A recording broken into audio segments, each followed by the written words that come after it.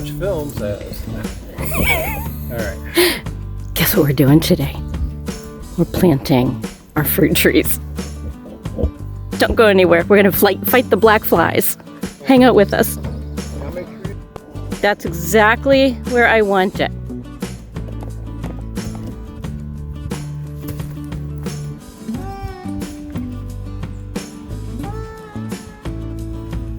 That is exactly where the crabapple is going. Mitch is breaking ground on our first tree. This is going to be a white crabapple. What kind of crabapple is it? A polar bear? I don't know. Read you the tag when I put it in. I think it's a polar bear white crabapple. And it is like supposedly a super pollinator. There we go. That should be deep enough. You need to come. Yeah, all right, I need to go supervise. Supervise.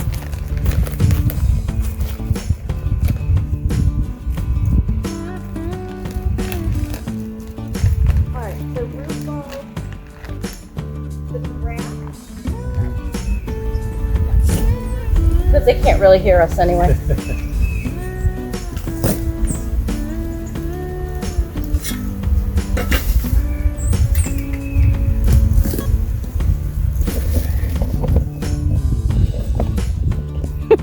Everything's crooked. Huh? Everything's crooked. All right, well. Well, everything's on a hill, so I at least want to be close. It doesn't have to be like super plumb, but since it's on a grade and I can look at it and see that it's there, I just want to triple make sure, because if you plant trees too cockeyed, then the root system doesn't take right, and it just it's going to be a mess later. So it takes it 2 minutes. OCD. OCD.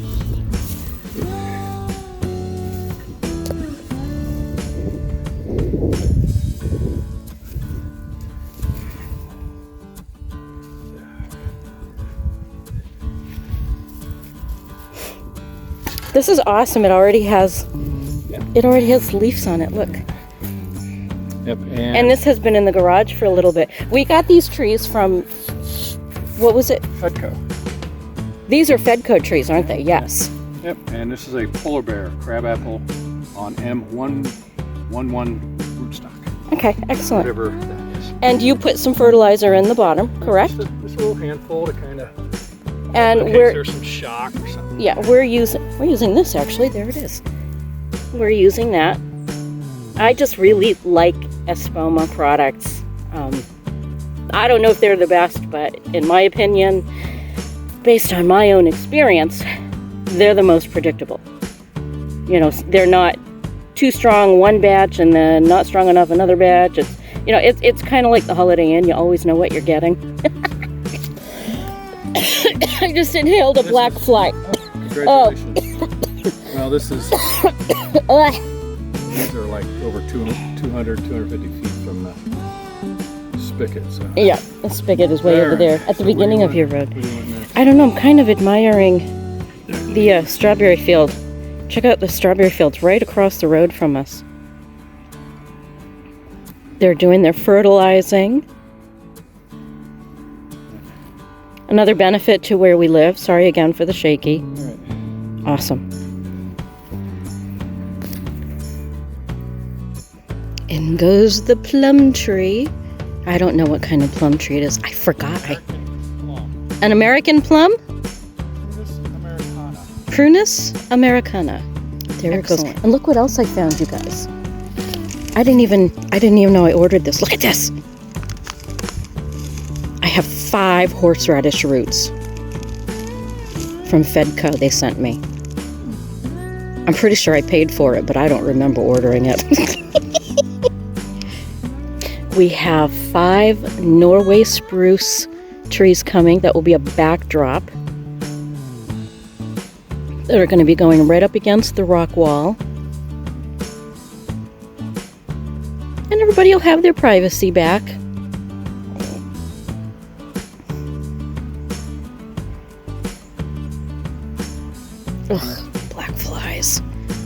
That is the...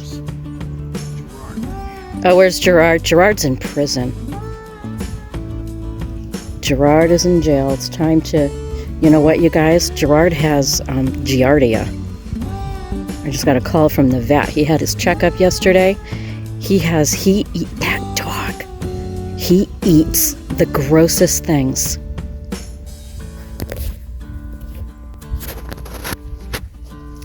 He eats the grossest things.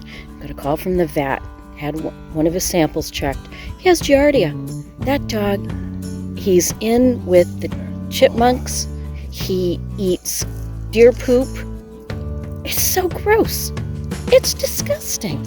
And by the time we realize he's got a chunk of... Can you guys see the black flies? Isn't that gross? Oh, it's so gross. And by the time we realize he's eaten any of it, he's just turns around and he's chomping away at us, and when we go after him to get it, he swallows it. So he's got giardia. So he goes on meds, starting right away. Okay, here we go.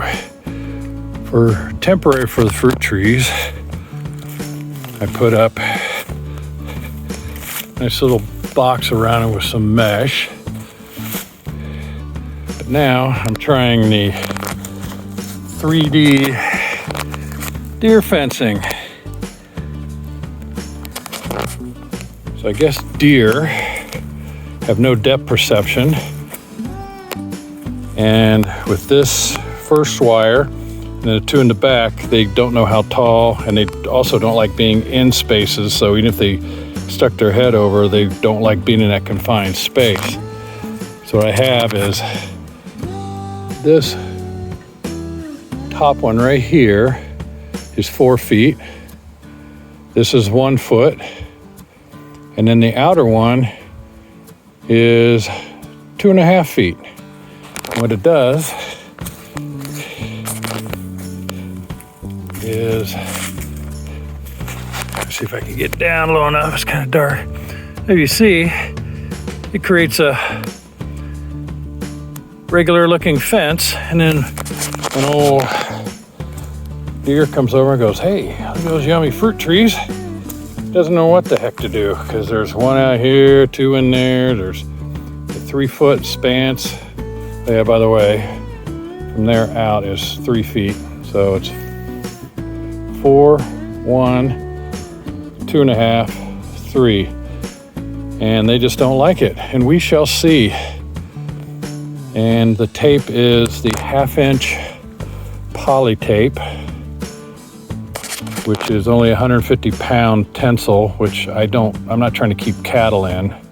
I'm just trying to make a visual barrier for deer. So I got a spool because I'm gonna do the garden also, which is, the spool is 1,312 feet, around 70, 75 bucks, which is pretty cheap when you think about it for putting up a fence. And let's see, what else? Oh, the T-posts. As you can see, I just put one in each corner. The only reason for these two right here is when I do go to electrify it, I'll be putting in a couple more and a electrified gate there to get in and out, because with all these fruit trees, this open area will be cultivated berry bushes.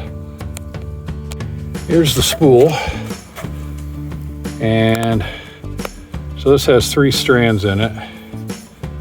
So when I go to electrify it, it'll send a little current down, and it cuts easy with, fairly good size scissors. The T-posts I use were 5-footers. And then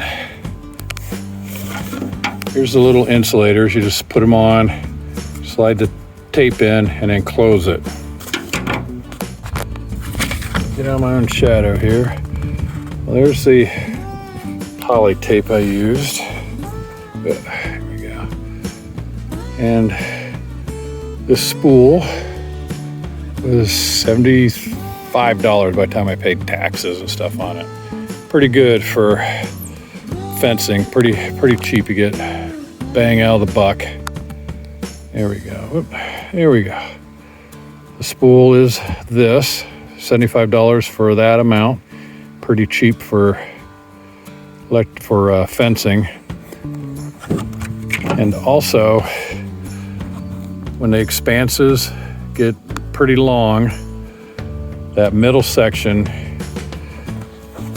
to support it so it doesn't droop, I'll be putting up these nice plastic posts, and they're like $1.50, $2 a pop.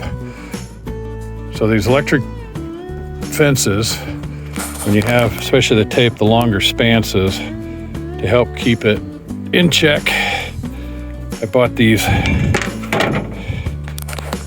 little plastic poles, rods, whatever the heck you want to call them. They have little hooks on them to hold the tape or wire, and they'll be for the garden, for the longer expanses, because they're